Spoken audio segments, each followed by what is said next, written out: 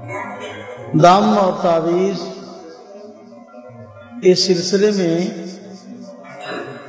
آج امت مسلمہ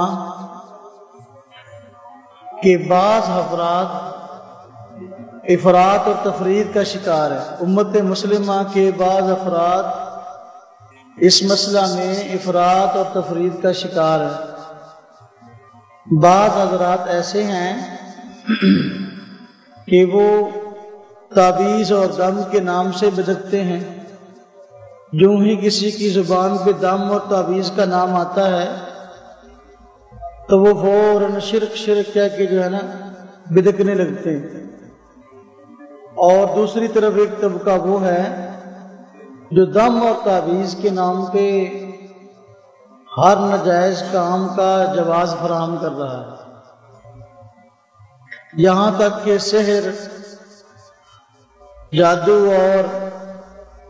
شیطانی اعمال کے کرنے سے بھی باز نہیں آتا۔ اللہ رب العزت نے علماء دیوبند کو یہ اعزاز بخشا ہے کہ یہ حضرات اعتدال کا دامن اپنے ہاتھ سے نہیں چھوڑتے، ہمیشہ اعتدال کا درس دیا ہے۔ جہاں اور معاملات میں یہ سلسلہ ہے تو تعویذ اور دم کے معاملے میں بھی یہی بات ہے کہ نہ اس میں ہم افراط کے قائل ہیں اور نہ تفرید کے قائل ہیں۔ نہ ہر تعویذ کو اور دم کو ہم جائز کہتے ہیں اور نہ ہر دم اور تعویذ کو ہم شرک کہتے ہیں۔ اب کون سا دم اور تعویذ جائز ہے اور کون سا دم اور تعویذ ناجائز اور شرک ہے، اس سلسلے میں تفصیل یہ ہے کہ وہ دم اور تعویذ جائز نہیں ہے جس میں غیر اللہ سے مدد مانگی گئی ہو اور جادو اور سحر اور شیطانی طاقتوں سے معاونت لی گئی ہو، کسی بھی من کے چمڑے کاغذ پہ کوئی چیز لکھ کر اس کو مؤثر بذات سمجھا گیا ہو کہ شفا اسی نے دینی ہے، تو ہمارے ہاں ایسا تعویذ جائز نہیں ہے۔ ایسی چیز کو پڑھ کے اس انسان پر پھونک ماری جائے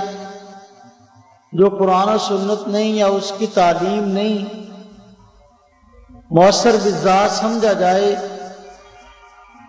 شیطانی طاقتوں سے معاونت لی جائے، اس دم کو بھی ہم ناجائز کہتے ہیں۔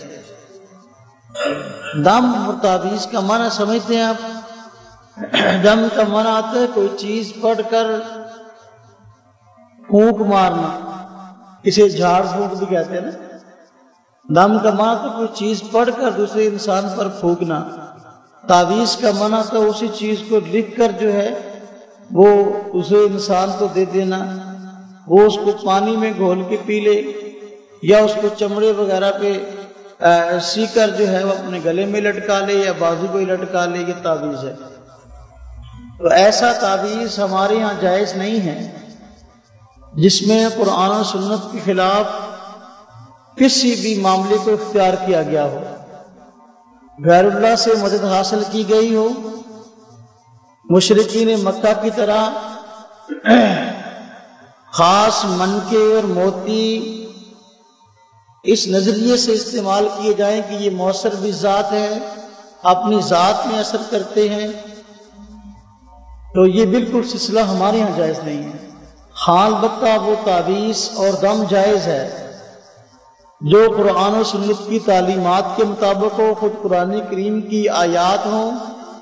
یا احادیث سے ثابت شدہ وظائف ہوں، ان کو مؤثر بذات نہ سمجھا گیا ہو اور بطور علاج کے ایک سبب کے درجے میں اس کو اختیار کیا گیا ہو، اور یہ نظریہ اور عقیدہ ہو کہ شفا تو اللہ رب العزت کی ذات نے دینی ہے، اسباب کے درجے میں ایک سبب یہ بھی ہے کہ اگر اس کو اختیار کریں تو اللہ رب العزت شفا دے گا۔ اس نظریے سے کوئی آدمی قرآن و سنت سے ثابت شدہ وظائف کو اگر بطور دم کے اختیار کرتا ہے وہ بھی جائز ہے، اگر لکھ کے بطور تعویذ کے اختیار کرتا ہے تو وہ بھی جائز ہے۔